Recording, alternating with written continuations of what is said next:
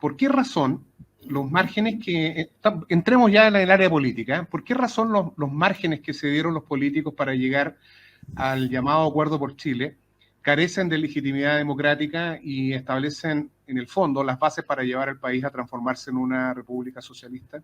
Bueno, simplemente porque el primer artículo del proyecto de nueva Constitución rechazado establecía que Chile es un Estado social y democrático de derecho. Y lo que pasa es que aquí no se ha estudiado por qué no se dice que es un Estado benefactor, ponte tú. ¿Por qué? ¿Cuál es la diferencia entre un Estado benefactor y un Estado social y democrático de derecho? Entonces, cuando tú te vas a la literatura de los cientistas políticos que inventaron este eufemismo para decir socialismo, ¿ya? Tú te encuentras con que la conclusión de toda esa corriente académica de ultraizquierda es que tú no puedes instalar estados benefactores en Latinoamérica porque tú requieres de un cierto funcionamiento de la economía para hacer las políticas redistributivas. Para tener las políticas universales, tú necesitas que el Estado al mismo tiempo se preocupe de un buen funcionamiento del mercado, ¿sí? Y como ellos no están dispuestos a hacer ese trabajo, y te estoy citando papers que he leído, digamos, no recuerdo la referencia bibliográfica en este momento, pero yo hice el análisis en mi canal y cité ahí todos los papers, como ellos no quieren preocuparse de la macro y la microeconomía, ellos quieren simplemente redistribuir la torta que luego se acaba, y cuando se acaba, entonces ya conocemos el cuento. Se hacen de materias primas, en el caso de dictaduras como la de Maduro y Chávez, etcétera, se van imbricando con el narcotráfico, entonces es la plata de los consumidores de droga de Estados Unidos y de Europa la que sostiene finalmente, en parte importante, ese tipo de narcodictaduras que era lo que estaba a la base del diseño del régimen político del proyecto de nueva Constitución. Y entonces la gente vive pobre y por eso se arranca a esos países, digamos. A ellos no les interesa el bienestar de la gente. Colombia hoy día tiene un Estado social de derecho. Nuevamente, otra distinción importante entre el Estado social de derecho y el Estado benefactor es que el Estado benefactor sigue conservando para el poder legislativo la potestad de legislar, diseñar y mandar a implementar la política pública. En el caso del Estado social de derecho, la base jurídica de cómo se comprende el Estado social de derecho es el garantismo, es el derecho garantista. El derecho garantista tiene como uno de sus padres teóricos a Luigi Ferrajoli.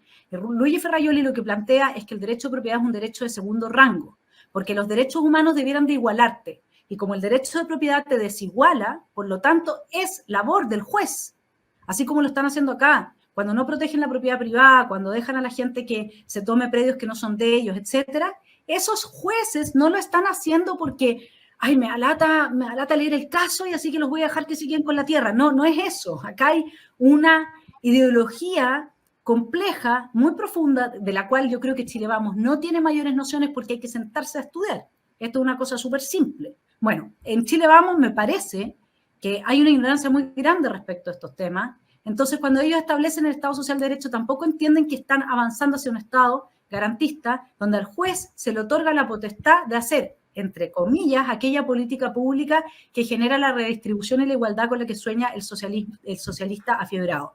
Entonces, solamente el borde número 5 ya es un problema. El borde que deja a las Fuerzas Armadas como guardia pretoriana del gobernante de turno también es otro problema. El borde que no asegura, se habla de jefe de Estado, o sea, se habla de jefe de gobierno, pero no se habla de jefe de Estado.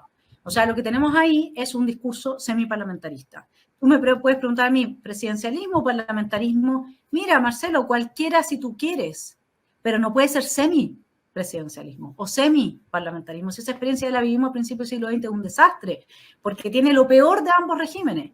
En el fondo, el semiparlamentarismo no hace responsable ni al jefe de gobierno ni a los congresistas de nada de lo que pase en el país. Y en eso estamos hace mucho rato, además. Por eso es que hace mucho rato de facto hay un semiparlamentarismo, pero no es por lo que están diciendo de que se hayan atribuido a los congresistas el poder del Ejecutivo sobre los presupuestos, etcétera, sino que es porque aquí ya nadie se ha hecho responsable de nada de lo que pasa. Y esa es la característica fundante de este régimen, que es un engendro de mono con alambre púa al final. No funciona en ninguna parte y eso también está en los bordes. Finalmente, lo que significa el reconocimiento de los pueblos originarios, por supuesto que uno lo aplaude, si es que si es que ese reconocimiento se hace en términos de que los pueblos originarios consideren, como si fuesen una unidad homogénea, cosa que tampoco es así que es muy complejo hablar de esto, consideren que efectivamente tales y cuales medidas implican su reconocimiento. El problema es que cuando nosotros prometemos eso, nosotros no tenemos una propuesta del pueblo mapuche, una propuesta de los demás pueblos de qué es lo que ellos considerarían o cuándo, en qué momento ellos considerarían que sí están siendo reconocidos. Entonces, ¿qué es lo que estamos prometiendo ahí? Es de una total irresponsabilidad. Y promover sus culturas, etcétera, yo no sé qué significa eso. Significa también, si es que se les ocurre ahora tener un código civil penal distinto del chileno, ¿lo promovemos? ¿Te das cuenta? O sea, todo lo que significa bordes, además de que tenemos como paridad y los escaños reservados igual, o sea, pero eso ya son detalles desde mi punto de vista, porque creo que en la medida en que los escaños reservados se hacen en proporción a los votos emitidos por los pueblos, pero así todo te das cuenta, Marcelo, que si el 75% de la gente en las comunas con mayor concentración de miembros de pueblos indígenas, porque esto los pueblos originarios también tiene otra trampita en el originario, pues, vaya a probar usted que es originario, pues, y no había alguien antes acá de ellos que ellos también echaron. Claro. Entonces, ¿qué es lo que es originario en todo esto? Entonces, ¿y en qué país el pueblo originario, digamos, qué hacemos con los alemanes? ¿Cómo podríamos restablecer un principio como ese en Europa, por ejemplo?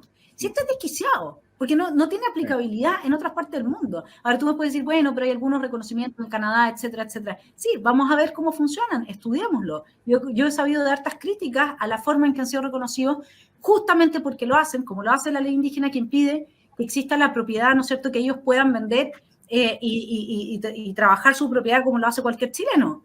Y lo que muchos de los pueblos miembros de los pueblos indígenas quieren es ser un propietario de su propiedad igual que cualquier chileno y no la propiedad colectiva que les quieren instalar.